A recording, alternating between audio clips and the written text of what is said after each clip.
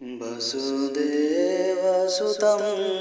देवं कंसचाणूरमर्दनं देवकी परमानंद कृष्णं वंदे जगद्गुरुं। से गुरु गोविंदंकर चरण को ध्यान करी साधु सन्थ वैष्णव मानकर आशीर्वाद को पाथ्य करी आजिर गीताध्याय भीतर को आमे प्रवेश करिवा, जहाँकि नवम अध्याय राजविद्या राजगुह्य योग। यही गीता पाठ भीतर को आमे किछि मात्रा रे प्रवेश कलानी। आज जानिया भगवान क्यों क्यों रूप रे समस्त चराचर जगत रे विद्यमान।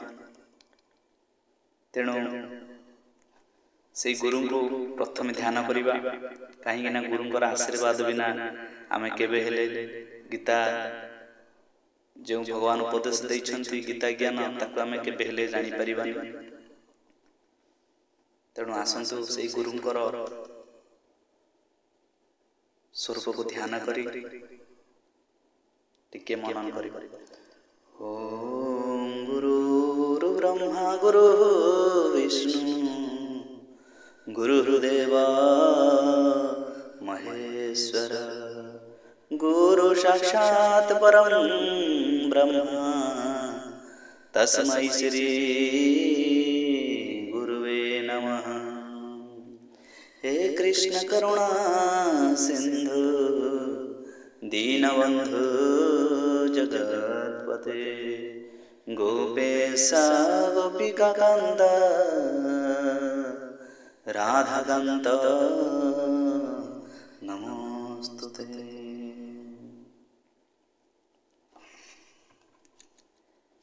आगरू आमे श्लोक नंबर 12 पर्यंत जाहिथिले।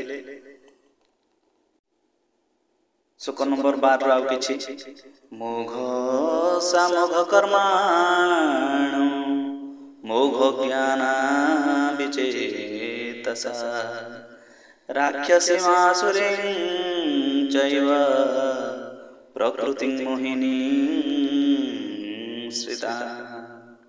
व्यर्थ आशा रखिथिबा व्यर्थ कर्म करुथिबा एवं व्यर्थ ज्ञान युक्त विक्षिप्त चित्त से अज्ञानी माने राक्षस आसुरी एवं मोहिनी प्रकृति ही धारण करिथांती। मोहमानस्तु मं पार्थ दैवी प्रकृतिमाश्रिता भजन्त्यनन्यमनसो ज्ञात्वा भूतादिमव्ययम्।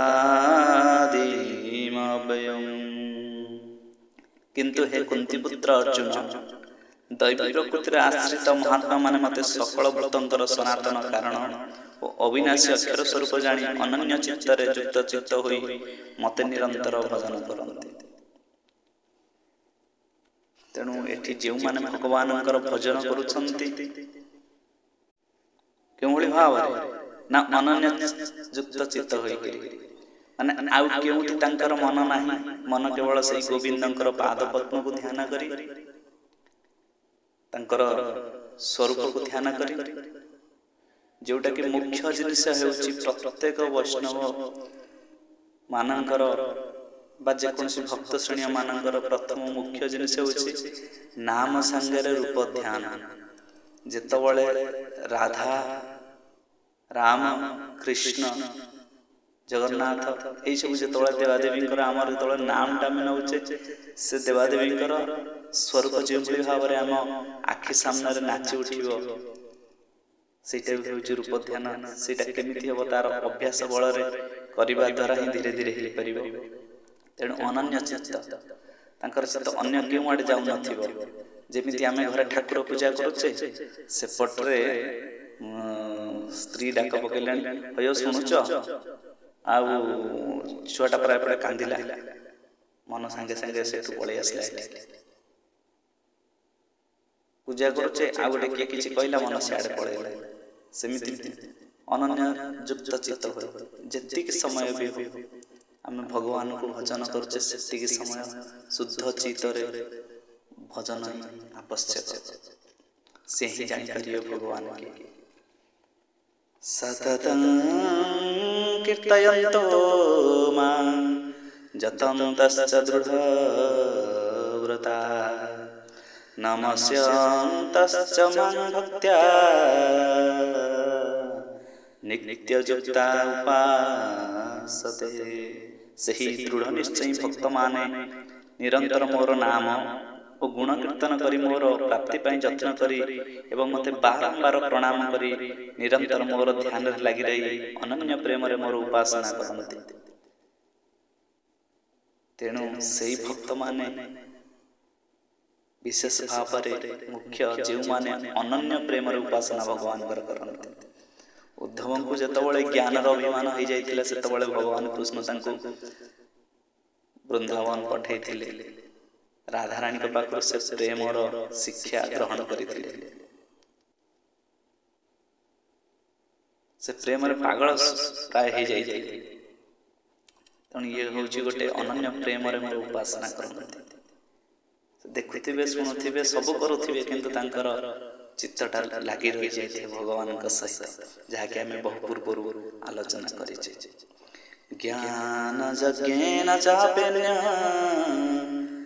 जजन्त मामुपासते एकत्वेन पृथक्त्वेन बहुधा विश्वतो मुखम्।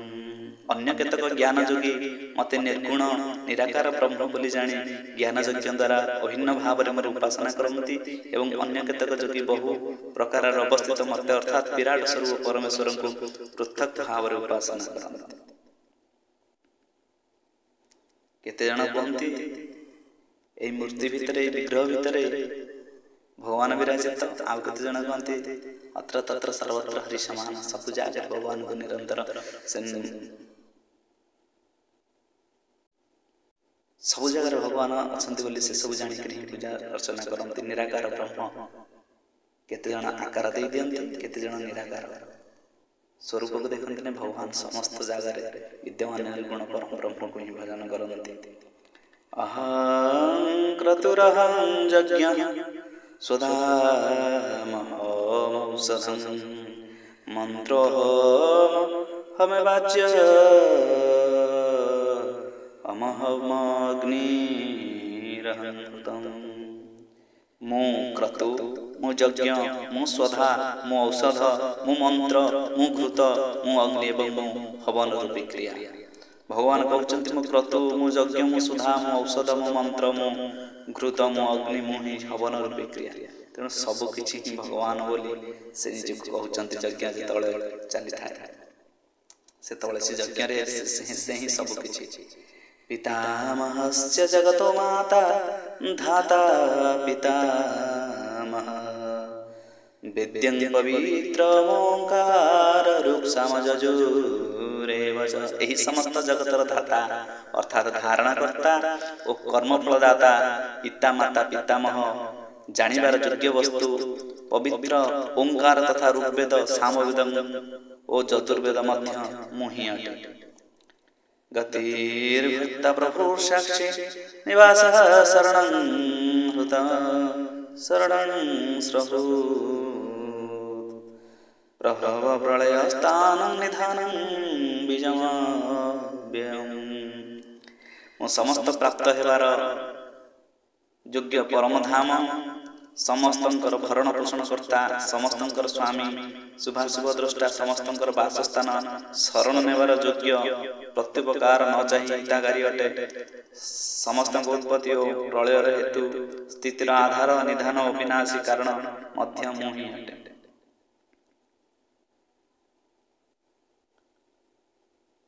मु समस्त प्राप्त हेबार योग्य परम धाम। आमे जेतबेले गति करूचे केउठी कि ना मृत्यु आड़ सेतबेले आमे सजाग उठिया दरकार। आमे आसीछे दिने ना दिने मरी जीवा, से मृत्युटा केतबेले को मुहूर्त रे आसीबो ता कहि हेबो नै।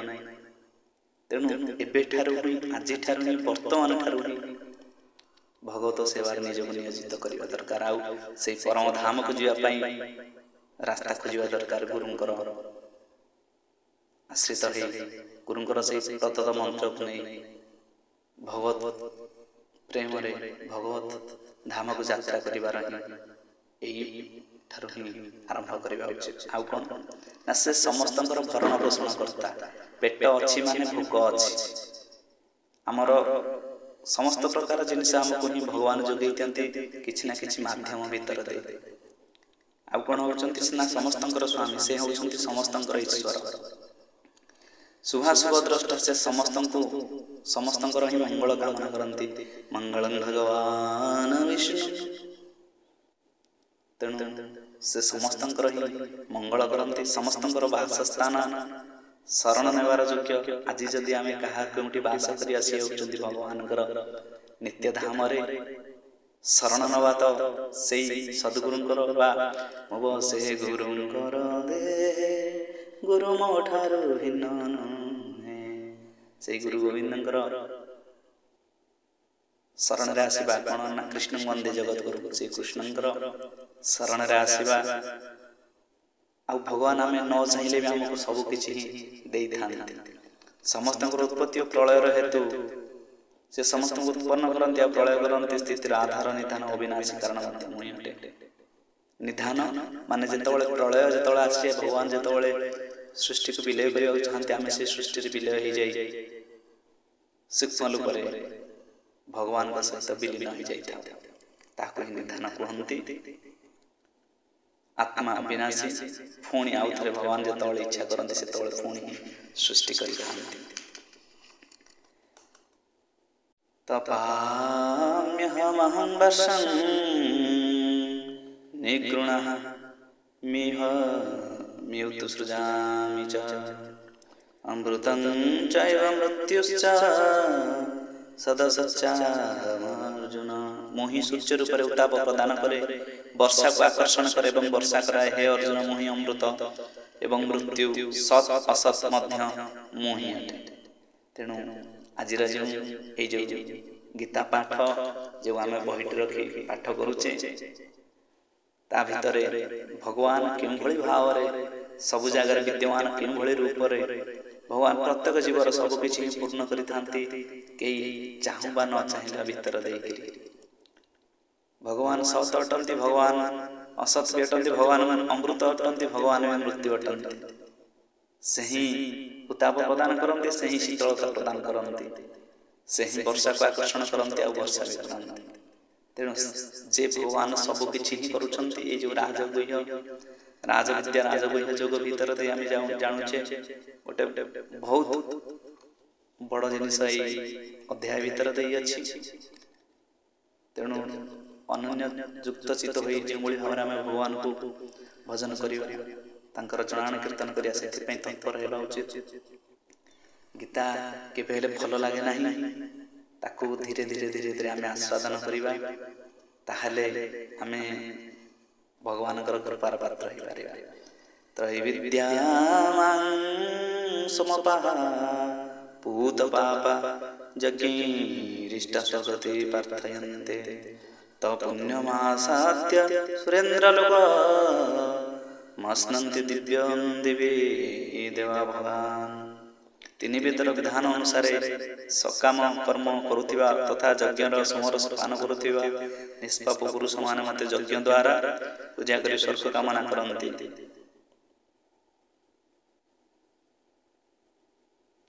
ସେମାନେ ନିଜ ପୁଣ୍ୟମାନଙ୍କର ଫଳସ୍ୱରୂପ ସ୍ୱର୍ଗ ଲୋକକୁ ପାଇ ସ୍ୱର୍ଗରେ ଦିବ୍ୟ ଦେବ ଭୋଗ ହିଁ ଭଞ୍ଜିଥାନ୍ତି। ଆଜି ପାଇଁ ଗୀତା ଅଧ୍ୟାୟକୁ ଏଇଠି ରଖିବା, ଶ୍ଲୋକ ନମ୍ବର 20 ପର୍ଯ୍ୟନ୍ତ। ଜୟ ଜଗନ୍ନାଥ, ଜୟ ଜଗନ୍ନାଥ।